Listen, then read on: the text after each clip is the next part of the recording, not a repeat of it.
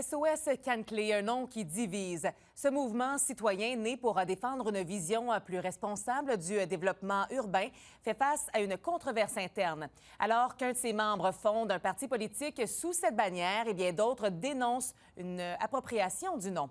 Émilie Normand.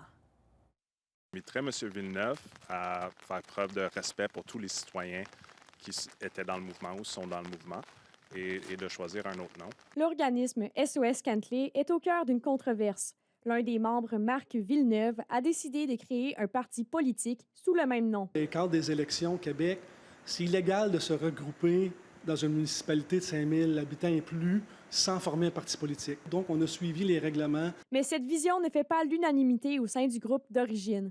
Un autre membre fondateur, Alexandre Kahn, a exprimé son désaccord via une autre publication sur la page Facebook officielle de SOS Cantley. La grande revendication, c'est on aimerait qu'il change son nom et c'est approprié sans légitimité le nom de SOS Cantley. De son côté, Marc Villeneuve assure que tout a été fait dans les règles. Le processus est assez rigoureux. Ça nous prend 25 résidents. Et ici, présent, j'ai les cartes de membres des personnes qui ont signé pour appuyer le parti. Et je vous dirais, à 95 % c'est des membres qui étaient participants pour SOS Cantley. C'est sûr qu'il y a quelques membres actifs qui sont du côté de M. Villeneuve.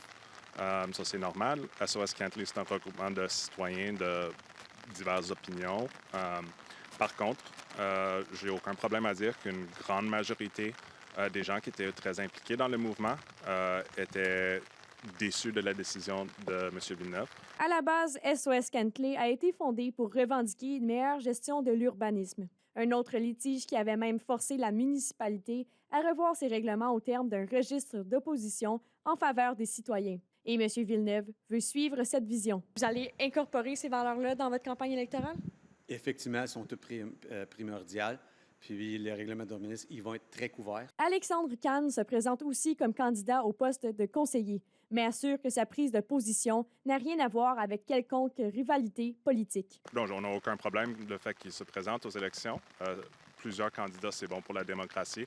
Le problème, c'est vraiment autour du nom. Reste à voir maintenant si le nom de SOS Cantley continuera de rallier ou s'il finira par diviser. D'ici là, c'est les électeurs qui trancheront lors du prochain scrutin municipal prévu le 2 novembre. Émilie Normand, RSC Nouvelles, Cantley.